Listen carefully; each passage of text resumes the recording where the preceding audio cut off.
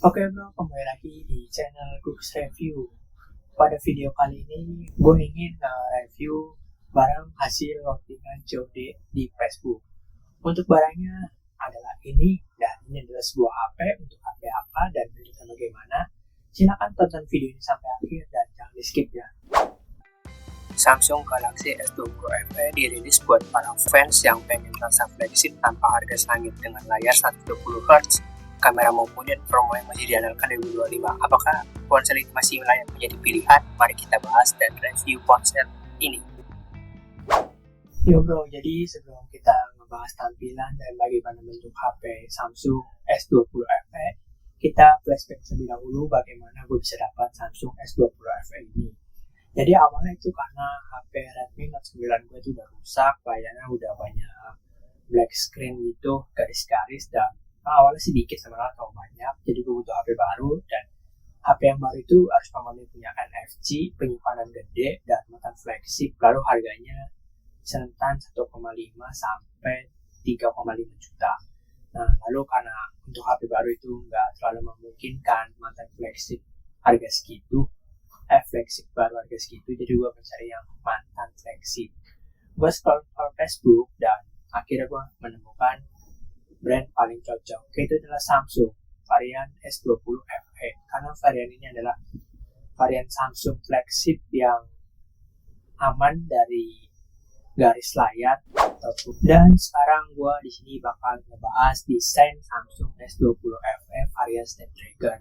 Untuk desain HP-nya ini ya seperti Samsung biasa ya, HP-nya besar, panjang, dan layarnya juga sangat enak untuk dilihat. Lalu pas ya untuk di kantong maupun di tangan, kayak HP-HP Xiaomi ataupun Redmi ya, pas untuk gue pegang. Tapi kalau untuk yang biasa megang iPhone ini kayak kegedean ya. Dan untuk bentuk kamera ini ada di tengah-tengah, kamera belakangnya ada di samping kanan, ada 3 kamera, 1, 2, 3, lalu ada flash. Dan untuk SIM ejector ini ada di atas dia. Lalu untuk kabelnya ini untuk casnya Type-C, dan untuk speakernya di kanan kabel Type-C-nya ya. Kurang lebih seperti itu ya. Dan untuk tampilan backdoornya ini lumayan elegan ya, warnanya putih dan silver di sini. Lalu di sini gua ngedit ya, backdoornya gua kasih gunskin varian karbon ya. Oke, sekarang kita bahas layar Samsung S20 FE ya. Untuk layarnya dia menggunakan Super AMOLED ya. Untuk LCD originalnya ya, kalau masih original pasti LCD-nya pakai Super AMOLED, dan ukuran layarnya adalah 6,3 inci. Lalu untuk heart rate-nya itu sampai 120 heart rate ya, dan cukup wow ya untuk Samsung S20 FE karena mantan flagship juga. HP ini mempunyai warna yang tajam dan kontras tinggi berkat Super AMOLED. Hitamnya beneran pekat karena tiap pixel bisa mati sendiri, sangat cocok buat nonton film atau main game. Lalu mempunyai refresh rate 120Hz. Ini bikin pengalaman scrolling dan animasi jadi super mulus, bisa diatur ke 60Hz juga, biar lebih hemat baterai. Ukuran handling ini 6,5 inch, itu pas di tengah-tengah, nggak terlalu kecil dan nggak terlalu gede, bezelnya tipis tapi bukan yang paling tipis di kelas flagship. Layar datar, flat, jadi nggak ganggu kayak layar langkung ya. Agak disayangkan cuma pakai Gorilla Glass 3 bukan versi terbaru GG5 atau Victus, jadi disarankan pakai tempered glass kalau mau lebih aman. BTW karena kita ngomongin layar, jadi sini gue ingin ngomong minus dari HP Samsung S20 FE yang gue beli ini ya. Minus di bagian layar ini ada ya, jadi karena layarnya ada minus, harganya lumayan sangat jatuh ya. Untuk minusnya itu ada sebuah garis retak di bagian LCD-nya, tapi kecil banget. Garis retak kayak gini, sangat ke atas gitu ya, dari ujung sini ke atas. Dan itu sangat kelihatan sih kalau misalnya pakai yang tema putih, tapi karena gue hitamin temanya jadi nggak kelihatan. Terus gue kasih tempered glass, jadi lumayan nggak kelihatan ya, jadi nggak terlalu ngaruh. Nah, selanjutnya sekarang gue ingin ngebahas baterai dari Samsung S20 FE ini. Samsung S20 FE ini menggunakan baterai 4500 mAh, dan itu baterai lumayan besar tapi nggak terlalu besar banget untuk HP-HP 2025an ya. karena 4500 mAh ini juga terlalu irit dan gak terlalu boros di tengah-tengah ya.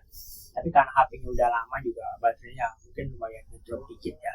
Tapi gak apa-apa sih, karena gue punya 2 HP jadi gak terlalu bermasalah. Dan untuk baterai ya segitu ya, gak ada kendala sama sekali juga di Windows HP-nya.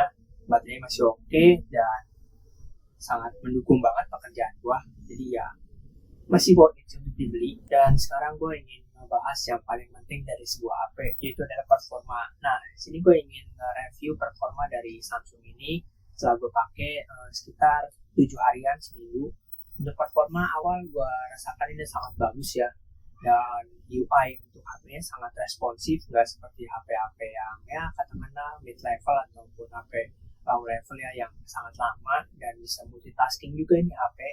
Apalagi yang karena gue content creator jadi butuh banyak data, pakai HP ini ya lumayan cepat untuk loadingnya.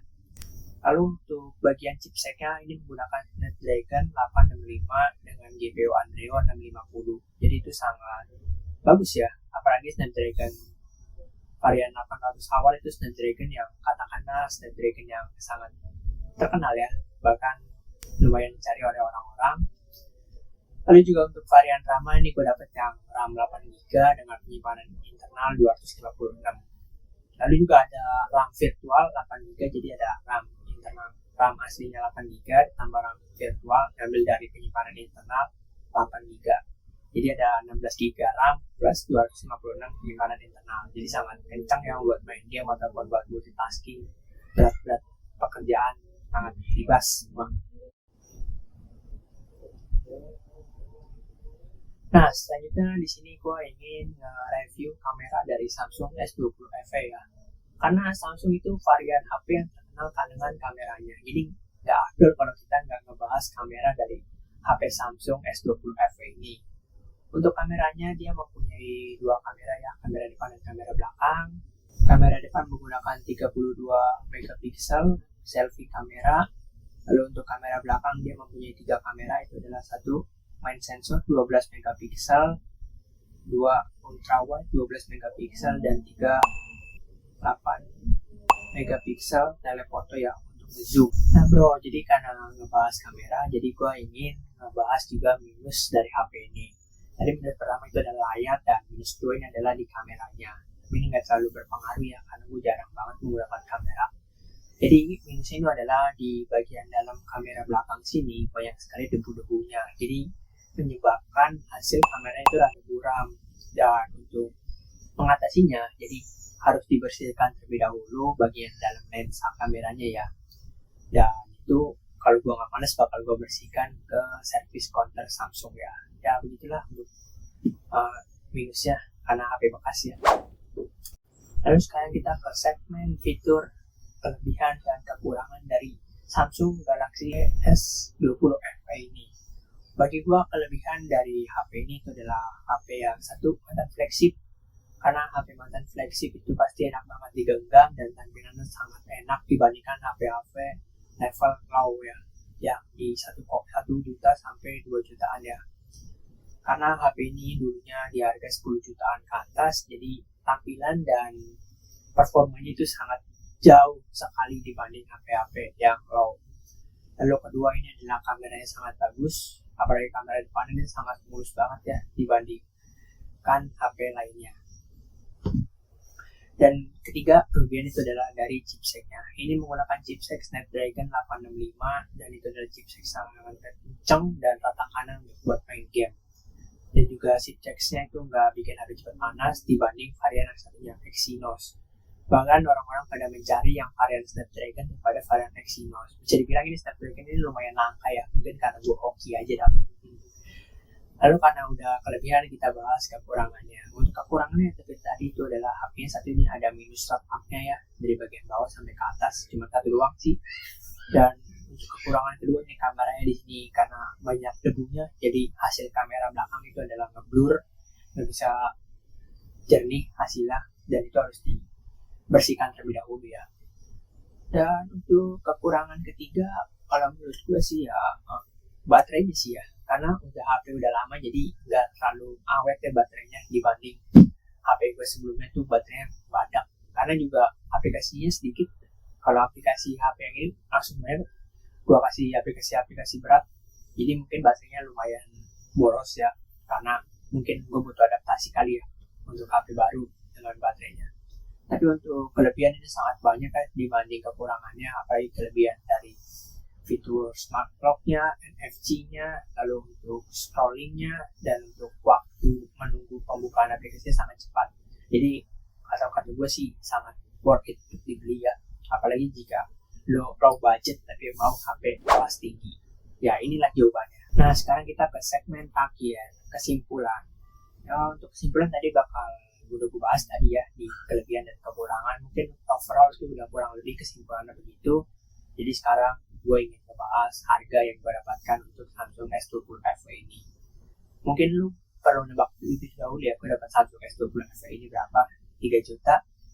Itu pasarannya ya, yang 8 GB per 256 GB. Ya kan yang jual itu 3 juta, 1 atau paling murah 2,8 ya. Enggak, gue nggak dapat segitu, 2 juta gue nggak dapat. Ini gue sangat jackpot, dapat berapa?